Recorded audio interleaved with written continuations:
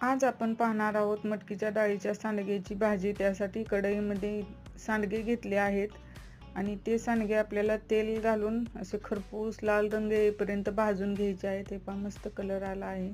कढईमध्ये तेल घेतले आहे, त्यामध्ये जिरे मोहरी टाकूया आणि छान तडतडू देऊया। एक बारीक चिरलेला कांदा कढीपत्ता टाकून थोडा फ्राय करून घेऊया। अद्रक लसणाची पेस्ट टाकूया आणि हेही छान फ्राय करून घेऊया। वरून थोडी कोथिंबीर घालूया। हळदी पावडर, गरम मसाला, धने पावडर, लाल मिरची पावडर आणि घरगुती काळा मसाला घालून त्यामध्ये थोडे पाणी घालूया आणि तेल सुटेपर्यंत हा मसाला छान शिजवून घेऊया।